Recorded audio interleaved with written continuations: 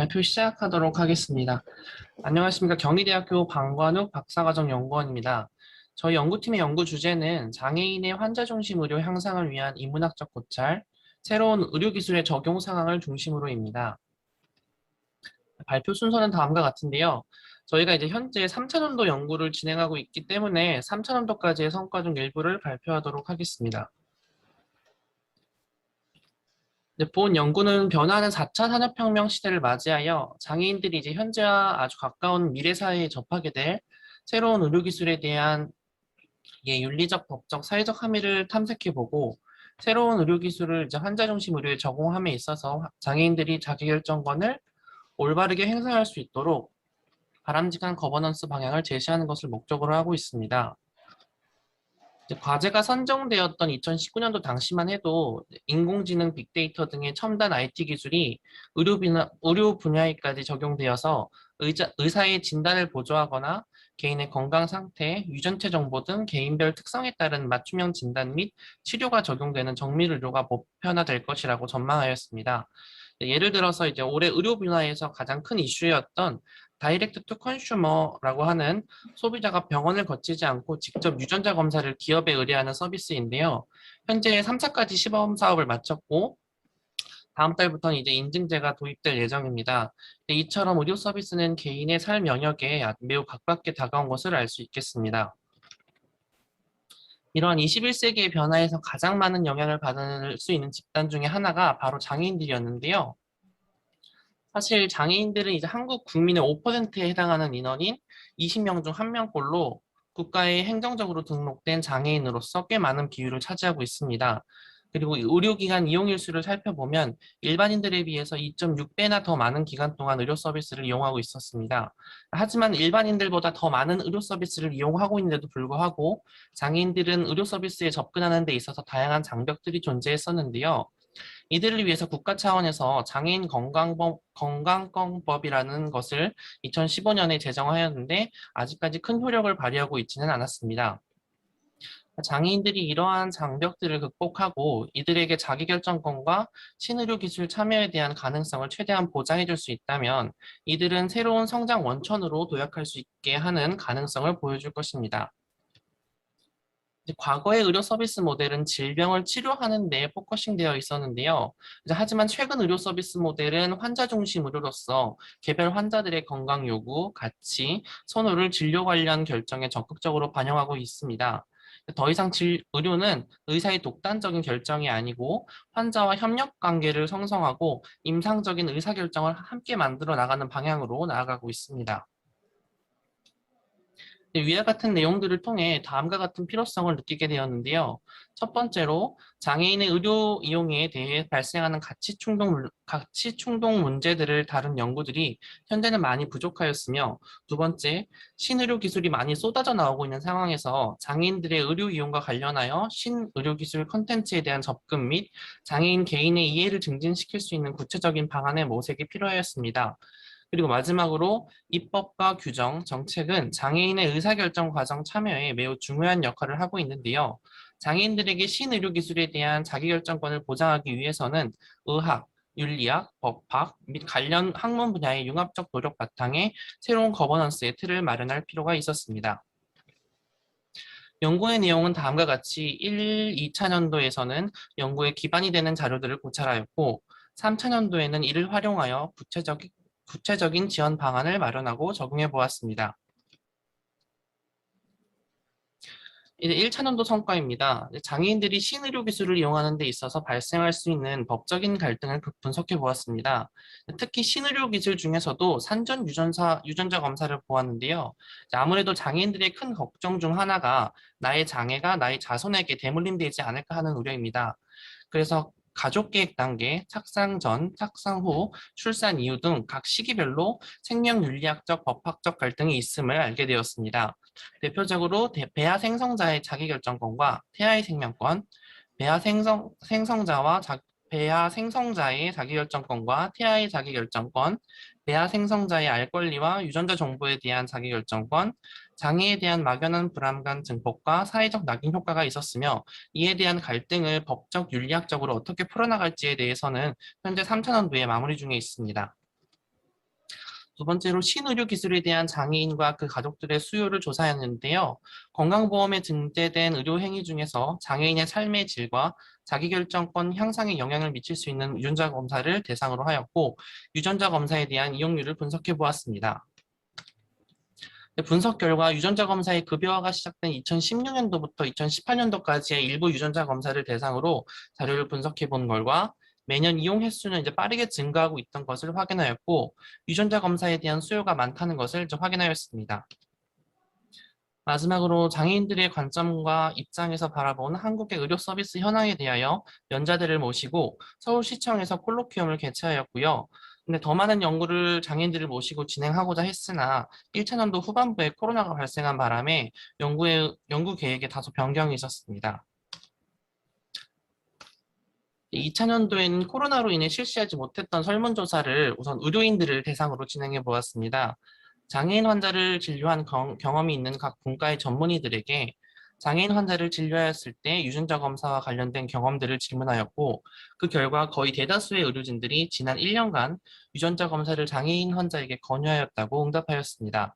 그러나 장애인들에게 유전자 검사를 제공하는 과정 중에서 검사 상담을 보조할 수 있는 의사소통 도구가 없어서 어려움이 나타났다는 보고가 있었고, 나아가 의료 서비스를 이용하는 데 있어서 장애인 환자 스스로의 자기결정권과 법정 대리인의 결정권이 충돌하는 상황도 발생한다는 응답 결과도 있었습니다. 관련 내용은 학술대에 발표를 하였고 현재 논문 투고 과정 중에 있습니다. 다음으로 장애인과 비장애인의 유전자 검사 이용률을 비교해 보았습니다. 분석 결과 중 일부를 가져왔는데요. 장애 유형별로 유전자 검사를 실시한 환자 수를 보겠습니다. 전체 장애인들 수에 비하면 유전자 검사를 이용한 환자 수는 비교적 적은 편에 속하지만 매년 10% 정도씩 증가하고 있는 것을 알 수 있습니다. 앞서 보여드린 데이터 이외의 자료들을 통합적으로 이제 분석한 결과는 다음과 같습니다. 현재 급여에 포함된 유전자 검사는 특정 희귀 질환을 예방하거나 암 질환의 투여 약물을 용량을 결정하는 검사들이 많았습니다. 또한 장애인의 유전자 검사 비율은 비장애인들보다 높아 장애인들이 비장애인보다 더 유전자 검사에 대한 수요가 높은 것으로 나타났고요. 그리고 장애인 환자의 내과적 질환의 유병률이 비장애인보다 높은 편이기 때문에 이와 관련된 유전자 검사의 필요성이 높음을 알 수 있었습니다. 마지막으로 장애인들과 예비의료인들을 대상으로 한 교육 프로그램을 개발하기 위한 초석으로서 장애인들의 건강정보 이해 능력과 관련된 문헌들을 고찰하였습니다. 조사 결과 건강정보 이해 능력은 건강 수준을 예측하는 데 매우 주요한 요인이었으나 장애인들이 이를 습득하기 위해서는 일반인보다 더 큰 노력이 필요하였고, 이에 대한 좌절감을 많이 느낀다는 선행 연구들이 있었습니다. 최근 복지부에서는 국민건강영양조사라고 하는 국가적 차원에서의 건강실태조사에 이 건강정보 이해 능력을 측정하는 항목을 넣고자 하는 연구를 시작하고 있는 등 국내에서도 많은 관심이 있는 영역임을 알 수 있습니다. 그리고 아래는 건강정보 이해 능력을 향상시키기 위한 7가지 목표를 제시하고 있습니다.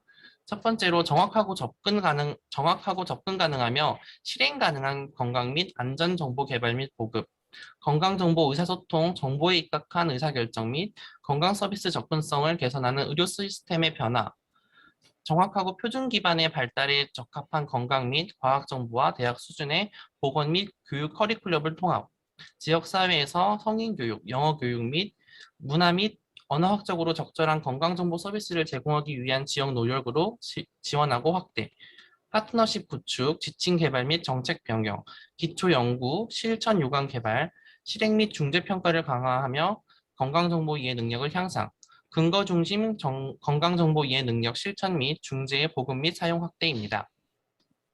이것들을 이제 바탕으로 이제 프로그램을 개발을 하였는데요. 3차년도에서는 2차년도에 개발한 교육 프로그램을 가지고 예비 의료인인 의과 대학생들을 대상으로 장애인의 건강권 증진을 위한 수업을 진행하였고 반응이 매우 좋았었습니다. 장애인들을 대상으로는 코로나로 인해서 장애인들을 직접 대면하기 어려운 상황이었기 때문에 책자와 영상을 개발하여 관련 기관에 배포하는 형태로 진행하였습니다. 개발한 자료는 유전자 치료 분야였으며 해당 자료는 장애 관련 유튜브에서도 소개가 되었습니다. 또한 남은 기간 동안은 디지털 헬스케어에 초점을 맞추어 요구조사 분석을 통해 다른 교육 프로그램을 개발할 예정입니다.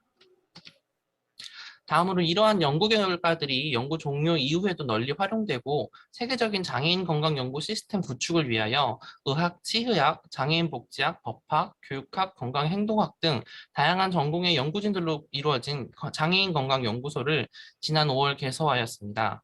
매년 심포지엄이나 콜로퀴움 등 참여회장을 개최하여 지역사회 건강진들을 위한 노력을 하고자 합니다. 현재는 이제 홈페이지 개설 단계에 있습니다. 다음으로 실제 장애인 환자를 모의 환자로 하여 의과대 학생들에게 비대면 진료 수행 프로그램을 계획 중에 있고요.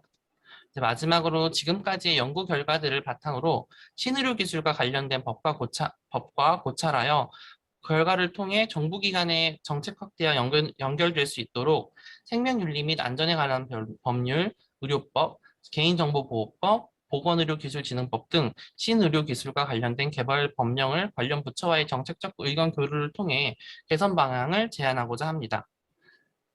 영상을 하나 보시겠습니다.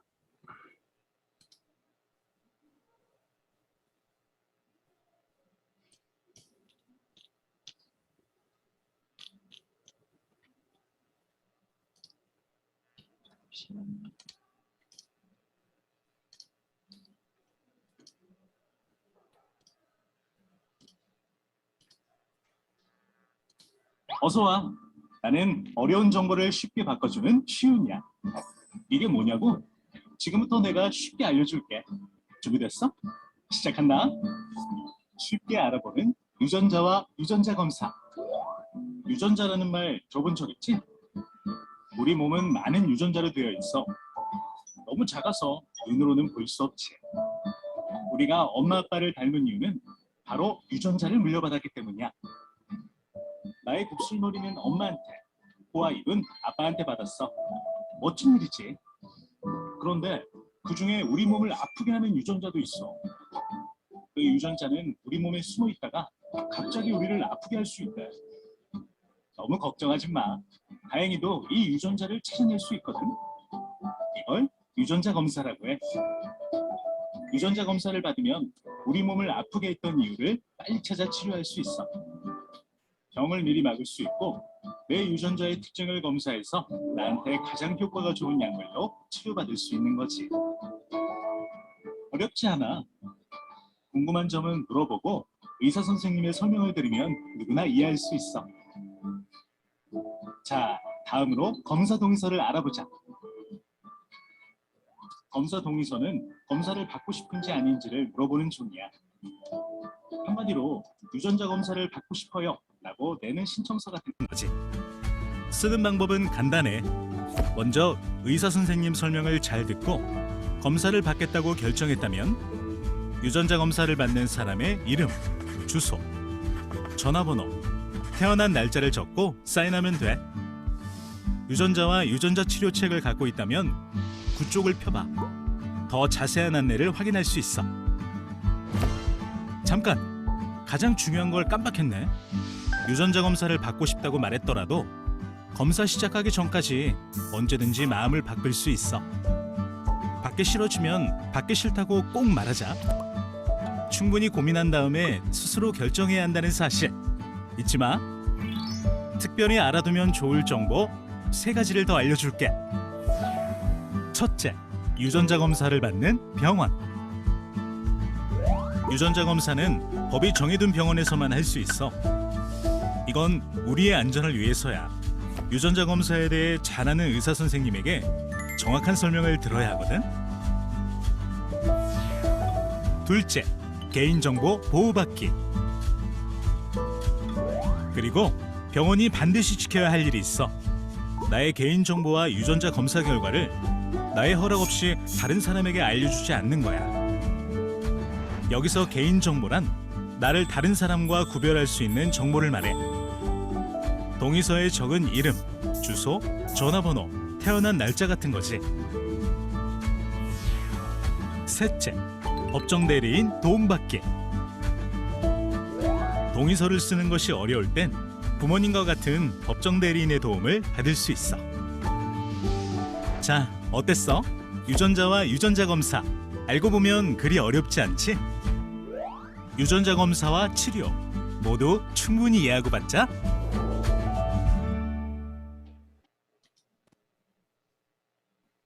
이것으로 발표를 마치도록 하겠습니다. 감사합니다.